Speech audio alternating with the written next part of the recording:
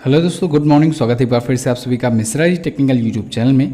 दोस्तों आज है 3 अगस्त और आज की इस वीडियो में हम लोग जानेंगे 3 अगस्त 2020 के सभी इंपॉर्टेंट क्वेश्चंस के बारे में। पूरी वीडियो ध्यान से देखिएगा, पूरी वीडियो डिटेल में आपको समझाई गई है। जो भी एक्स्ट्रा फैक्ट होते हैं उनको भी आपको बताया गया है। साथ ही साथ दोस्तों हम लोग पुराने दिनों के क्वेश्चंस को भी रिवीजन करते चलेंगे, तो आपका बहुत ही अच्छे से करंट अफेयर तैयार होता चलेगा। पूरी वीडियो ध्यान से देखिएगा, लाइक शेयर और सब्सक्राइब कर दीजिएगा वीडियो पसंद आए तो। और अगर आप दोस्तों टेलीग्राम ग्रुप से हमारे नहीं जुड़े हैं तो टेलीग्राम ग्रुप से भी जुड़ जाइएगा। चलिए बात करते हैं लास्ट डे के क्वेश्चंस की। लास्ट डे का हमारा पहला क्वेश्चन था, defence institute of advance technology के वर्तमान में वाइस चांसलर कौन है? तो डॉक्टर CP रामनारायण जी हैं इसके वर्तमान में वाइस चांसलर। अगला, भारत का सर्वोच्च नागरिक सम्मान भारत रत्न के सबसे पहले प्राप्तकर्ता कौन थे? तो डॉक्टर सर्वपल्ली राधाकृष्णन जी को दिया गया था। इन दोनों क्वेश्चंस के बारे में जिन लोगों ने करेक्ट और डिटेल में आंसर किया है, ऐसे टॉप 15 लोगों के नाम मैं आपको वीडियो के एंड में बताऊंगा। बात करते हैं दोस्तों आज के दिन के पहले क्वेश्चन की। तो हमारा आज का पहला क्वेश्चन है, हाल ही में किस दिन मुस्लिम महिला अधिकार दिवस मनाया जाता है? तो मुस्लिम महिला अधिकार दिवस दोस्तों 1 अगस्त को मनाया जाना शुरू हुआ है। ये पहली बार है जब ये मनाया गया है। इस बार पहली बार मनाया जा रहा है भारत में मुस्लिम महिला अधिकार दिवस 1 अगस्त को। अब ये 1 अगस्त को क्यों मनाया जा रहा है? क्योंकि दोस्तों 1 अगस्त को ही पिछली साल 2019 में 3 तलाक कुप्रथा को कानूनी रूप से हटा दिया गया था। ठीक है, यानी कि इसको कानूनी रूप से अपराध घोषित कर दिया गया था। तो उसी का 1 वर्ष कंप्लीट हुआ है और इस वजह से इस बार पहली बार मनाया जा रहा है भारत में मुस्लिम महिला अधिकार दिवस। क्लियर है बिल्कुल। अब देखिए दोस्तों, इससे रिलेटेड कुछ फैक्ट हैं जिनको जानना आपके लिए ज़रूरी है।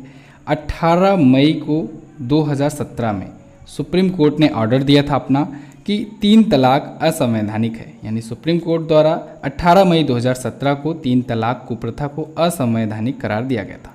फिर दोस्तों 1 अगस्त 2019 को पूरी तरीके से ये कानून बना दिया गया।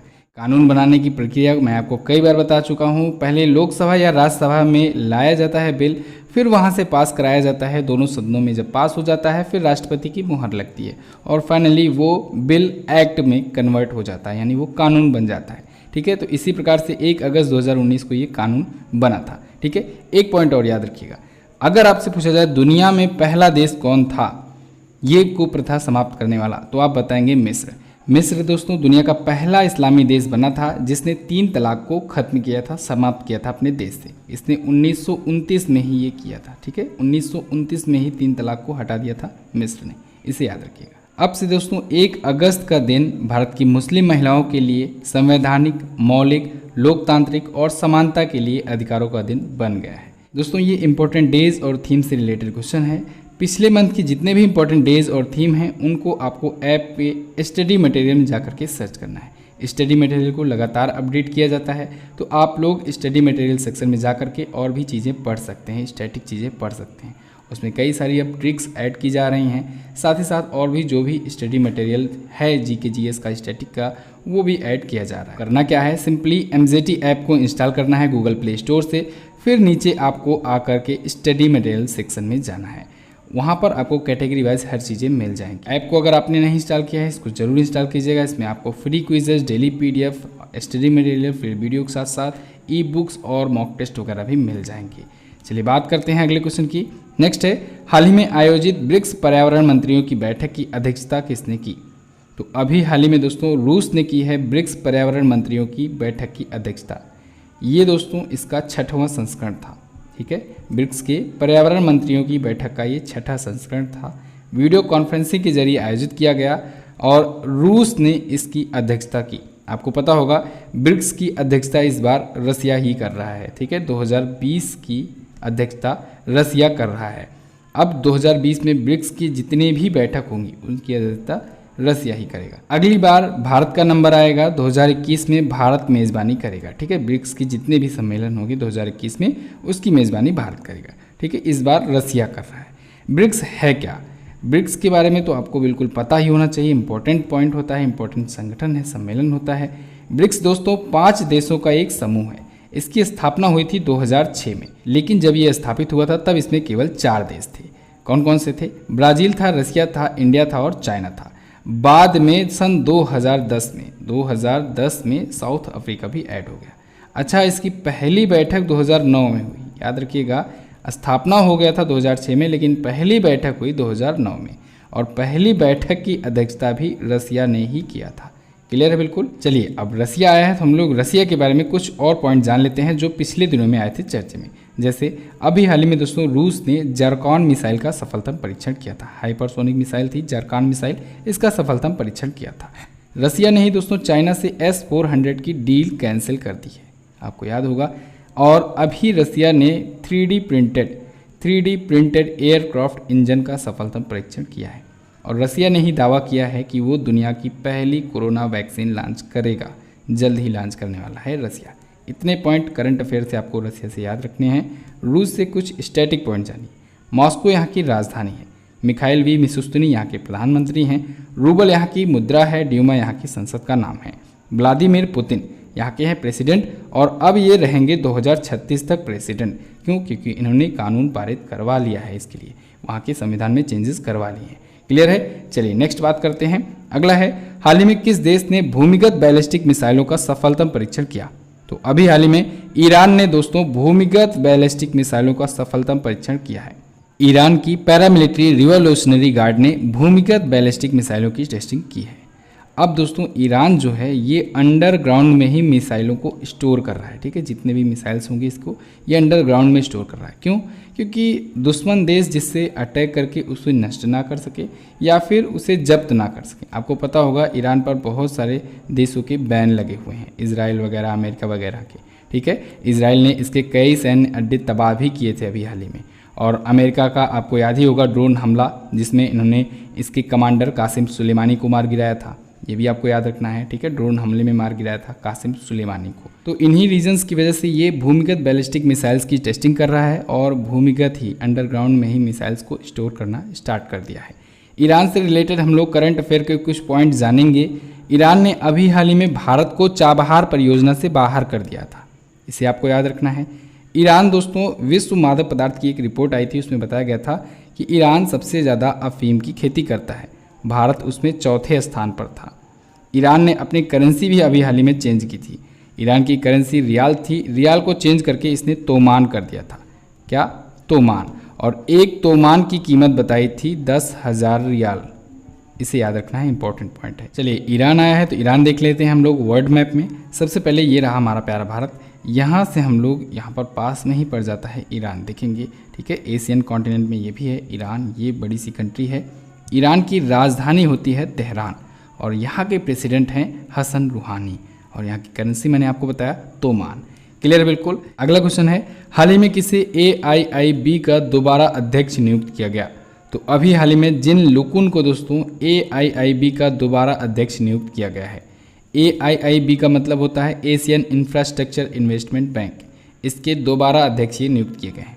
अभी आपको याद हो, अभी दोस्तों एक ही दो दिन पहले मैंने आपको बताया था कि नई दिल्ली में 5वीं बैठक हुई थी इसकी बोर्ड ऑफ गवर्नेंस की, AIIB के, ठीक है। तो उसी बैठक में ये फैसला लिया गया इसके बोर्ड ऑफ गवर्नेंस के द्वारा कि इनका कार्यकाल 5 वर्षों के लिए और बढ़ाया जाएगा।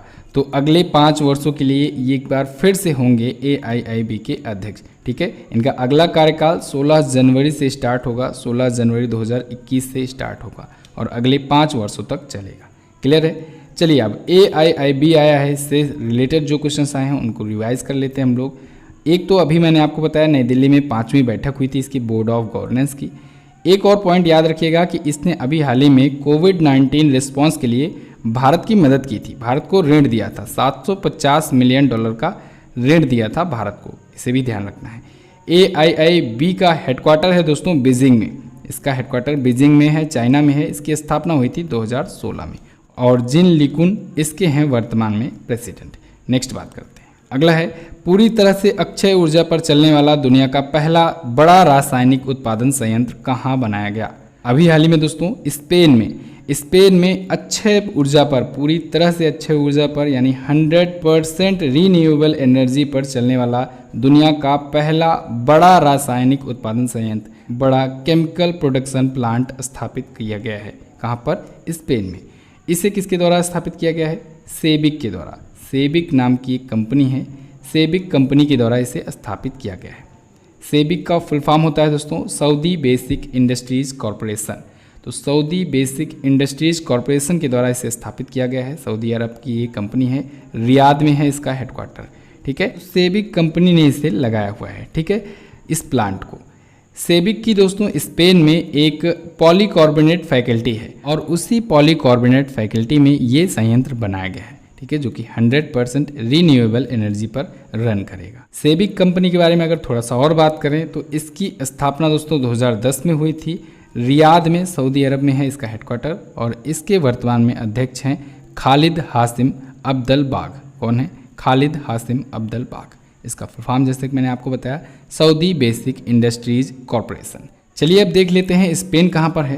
तो सबसे पहले ये रहा दोस्तों हमारा प्यारा भारत। यहाँ से हम लोग आएंगे यूरोपियन कॉन्टिनेंट की तरफ, क्योंकि हमें पता है कि स्पेन जो है ये एक यूरोपीय देश है। तो इधर आ जाते हैं हम लोग यूरोप में। ठीक है, यूरोप में दोस्तों यहाँ पर सबसे नीचे आपको मिल जाएगा पुर्तगाल के पास में स्पेन। ये रहा स्पेन। ठीक है, स्पेन यहाँ पर आपको मिल जाएगा। स्पेन की राजधानी होती है मैड्रिड और स्पेन के करंट टाइम पर पीएम हैं पेड्रो सैंचेज। कौन है? पेड्रो सैंचेज हैं इसके पीएम और यहाँ की करेंसी है यूरो।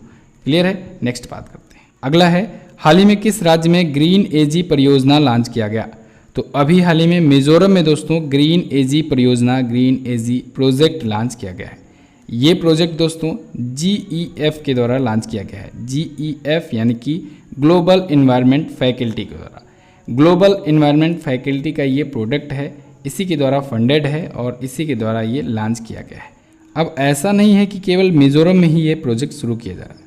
इससे पहले 4 और राज्य हैं जहां पर ये शुरू किया जाएगा। कहां कहां पर? मध्य प्रदेश, उड़ीसा, राजस्थान और उत्तराखंड।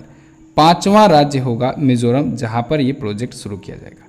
इस प्रोजेक्ट को शुरू करने का पर्पज़ क्या है? इसका पर्पज़ ये है दोस्तों कि भारतीय कृषि को एक अस्थाई परिवर्तन के रूप में इनकरेज करना, उत्प्रेरित करना। ठीक है, जिससे एक अस्थाई परिवर्तन लाया जा सके। लेकिन इस बात का ध्यान रहे कि देश की खाद्य सुरक्षा भी ना बदले और किसानों की आय से भी समझौता ना किया जा सके। ये 2 कंडीशंस को ध्यान में रखते हुए ये प्रोजेक्ट शुरू किया जाएगा। क्लियर है? तो मिजोरम में ये शुरू किया जा रहा है। अब मिजोरम आया है तो मिजोरम देख लेते हैं हम लोग मैप में।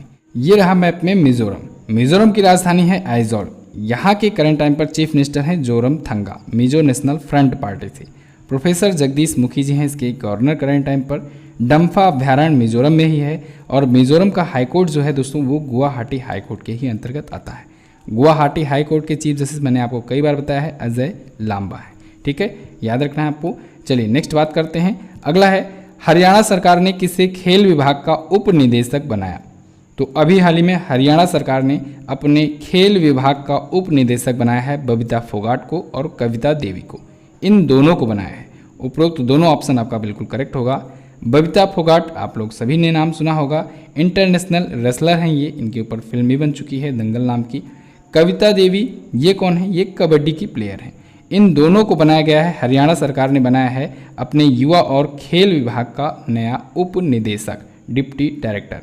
क्लियर है? अब देखिए दोस्तों, अगर आपसे पूछ लिया जाए कि इन्हें किस रूल के अकॉर्डिंग नियुक्त किया गया है, तो इन्हें दोस्तों Haryana outstanding sport person recruitment and condition of service rule 2080 के तहत नियुक्त किया गया है। मैं लिख दे रहा हूँ, आप लोग नोट डाउन कर सकते हो। तो इसी रूल के तहत इनको नियुक्त किया गया है। क्लियर है? बिल्कुल। चलिए अब हरियाणा के बारे में जान लेते हैं। यहाँ की राजधानी है चंडीगढ़। मनोहर लाल खट्टर जी बीजेपी पार्टी से यहाँ के हैं करंट टाइम पर चीफ मिनिस्टर और यहाँ के गवर्नर हैं सत्यदेव नारायण आर्य जी। पंजाब और हरियाणा हाईकोर्ट यहाँ पर पड़ता है और इसके करंट टाइम पर चीफ जस्टिस हैं रविशंकर झा। कौन है? रविशंकर झा जी। नेक्स्ट बात करते हैं। अगला है हाल ही में आरबीआई के किस पूर्व गवर्नर को ग्रेट ईस्टर्न शिपिंग कंपनी का अतिरिक्त निदेशक बनाया गया? तो अभी हाल ही में उर्जित पटेल जी को बनाया गया है ग्रेट ईस्टर्न शिपिंग कंपनी का नया अतिरिक्त निदेशक। इन्हें अतिरिक्त और स्वतंत्र निदेशक बनाया गया है उर्जित पटेल जी को। ये आरबीआई के 24वें गवर्नर थे और वर्तमान में जो शक्तिकांत दास जी हैं ये 25वें हैं, यानी इनसे पहले यही थे। ठीक है, 24वें गवर्नर। कब से कब तक थे ये दोस्तों? सितंबर 2016 से लेकर के दिसंबर 2018 तक रहे थे आरबीआई के गवर्नर। ठीक है, उर्जित पटेल। और इन्हें बनाया गया ग्रेट ईस्टर्न शिपिंग कंपनी का नया अतिरिक्त और स्वतंत्र निदेशक। अगले 5 वर्षों के लिए इन्हें बनाया गया है। इनका कार्यकाल 1 अगस्त से शुरू हो चुका है और चलेगा अगले 5 वर्षों तक। अच्छा, अभी इन्होंने एक बुक भी लिखी थी उर्जित पटेल ने, आपको याद होगा पिछले मंथ ही इन्होंने लिखी थी पुस्तक। उस पुस्तक का नाम है overdraft the saving India saver. क्या नाम है? Overdraft the saving India saver. नाम याद रखिएगा, इंपॉर्टेंट है बुक का। चलिए नेक्स्ट बात करते हैं। अगला है, भारत सरकार ने किस देश में IPL सीजन 13 के आयोजन को मंजूरी दे दी है? तो भारत सरकार ने दोस्तों UAE में, संयुक्त अरब अमीरात, यूनाइटेड अरब अमीरात में IPL सीजन 13 के आयोजन को BCCI को मंजूरी दी है। ठीक है, अब BCCI इसका आयोजन कराएगा UAE में। इस बार का 13वां जो संस्करण होगा IPL का। कब से कब तक होगा? ये 19 सितंबर से स्टार्ट होगा और चलेगा 10 नवंबर तक। इस पर काफ़ी दिनों से चर्चा चल रही थी। जब इंडियन गवर्नमेंट द्वारा कंफर्म कर दिया गया तभी इसी वजह से मैंने ये क्वेश्चन लिया है और अब ये होना निश्चित हो चुका है। 19 सितंबर से 10 नवंबर तक ये आयोजित होगा। 53 दिनों का 53 डेज में ये गेम होगा। ठीक है, ये UAE के 3 शहरों में आयोजित किया जाएगा। इन 3 शहरों का नाम याद रखना है। इन 3 शहरों में है अबू धाबी, जो कि यहाँ की राजधानी है, शारजाह और दुबई। इन 3 शहरों में खेलों का आयोजन किया जाना है। क्लियर है? इस बार एक और इम्पोर्टेंट टर्म जोड़ा गया है। इस बार दोस्तों महिला टीमें भी खेलेंगी। 4 महिला टीमें भी IPL का हिस्सा होंगी। इससे भी आपको याद रखना है। क्लियर है? बिल्कुल। चलिए, BCCI के अध्यक्ष हैं सौरभ गांगुली, इनका नाम आपको याद रखना है। चलिए, अब संयुक्त अरब अमीरात आया है, इसके बारे में भी जान लेते हैं। मैप में देख लीजिए, ये रहा संयुक्त अरब अमीरात। थोड़ा सा जूम करके हम लोग देखते हैं। यहाँ से भारत से हम लोग कंपेयर करें तो भारत से इस तरफ पड़ता है ये संयुक्त अरब अमीरात। अभी कल भी मैंने इसके बारे में आपको बताया था। कल इससे एक क्वेश्चन आया था कि इसने अरब देशों का पहला परमाणु रिएक्टर उद्घाटन किया था।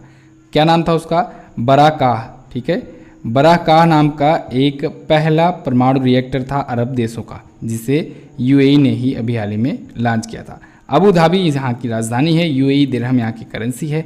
संसद का नाम है फेडरल नेशनल काउंसिल। खलीफा बिन जायद अल नहयान जी हैं यहाँ के करेंट टाइम पर राष्ट्रपति। अभी एक और क्वेश्चन यहाँ से आया था। इसने होप नाम का, किस नाम का? होप नाम का एक मार्स मिशन लॉन्च किया था। ये भी अरब देशों का पहला मार्स मिशन था। इसे भी आपको याद रखना है। नेक्स्ट बात करते हैं। अगला है, उत्तर प्रदेश की तकनीकी शिक्षा मंत्री का कोविड-19 से निधन हो गया। इनका क्या नाम था? तो इनका नाम था दोस्तों कमल रानी वरुण। क्या नाम था? कमल रानी वरुण। इनका कोविड-19 से अभी हाल ही में निधन हो गया है। ये यूपी की कैबिनेट मंत्री थी, तकनीकी शिक्षा मंत्री थी। कानपुर से, घाटमपुर से ये विधायक थी। कानपुर की घाटमपुर से विधायक भी थी और इनका कोविड-19 की वजह से निधन हो गया। हालांकि इन्हें डायबिटीज़ और हाई BP वगैरह की भी शिकायत थी, तो इनका निधन हो गया है। ये ऑप्शन में दिख रहे हैं आपको अमर सिंह। इनका भी अभी हाल ही में निधन हुआ। ये राज्यसभा के सांसद थे।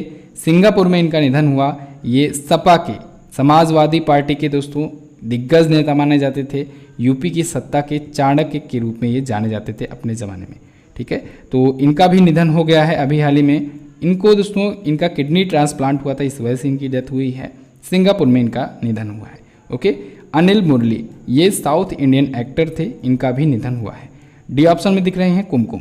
ये भी एक एक्ट्रेस थी, बॉलीवुड एक्ट्रेस थी अपने ज़माने की, काफ़ी फेमस। इनका भी निधन हो गया है। तो ये 4 निधन के क्वेश्चन को मैंने एक ही में मर्ज कर दिया है। तो आप लोग सिर्फ 10 क्वेश्चन देख करके मत घबराया करो। ये 10 सिर्फ इंपॉर्टेंट क्वेश्चन होते हैं, फालतू के क्वेश्चन बिल्कुल भी नहीं लिए जाते हैं। अगर उससे रिलेटेड कोई क्वेश्चन है उनको एक ही में मर्ज कर दिया जाता है, अगर वो थोड़ा बहुत इंपॉर्टेंट है तो। अगर इंपॉर्टेंट नहीं है तो उनको नहीं इंक्लूड किया जाता है। आई होप आपको वीडियो पसंद आई होगी। वीडियो अगर पसंद आई है तो इसे लाइक और शेयर कर दीजिएगा। शेयर जरूर कर दीजिएगा दोस्तों अपने दोस्तों के पास। और अगर आप चैनल पर पहली बार आए हो तो चैनल को सब्सक्राइब करके बेल आइकन को प्रेस कर देना, जिससे आने वाली वीडियो का नोटिफिकेशन मिल सके। बात करते हैं क्वेश्चन ऑफ द डे की। आज का पहला क्वेश्चन है आपके लिए, दुनिया की सबसे मूल्यवान सूचीबद्ध कंपनी एप्पल के संस्थापक कौन हैं? अगला है, निम्न में से किसे ताइवान के लोकतंत्र के जनक के रूप में जाना जाता है? दोनों क्वेश्चन इंपॉर्टेंट है, दोनों के बारे में आपको जो पता हो डिटेल में आंसर कीजिएगा। चलिए दोस्तों, अब हम लोग जान लेते हैं उन लोगों के नाम जो लोग कल की वीडियो में करेक्ट और डिटेल में आंसर किए थे। उनके नाम हैं श्याम शेर कुमार, अमित चौधरी, साक्षी पांडे, मनु पांडे, स्वर्णेश्वर कुमार, राहुल कुमार, वंदना अग्रवाल, शुभम यादव, रेखा बुनकर, शांति प्रिया, प्रेरणा राय, रविशंकर, प्रियांशु सिंह, रोहित कुमार, ब्रजेंद्र पाल, चांदनी संतोष।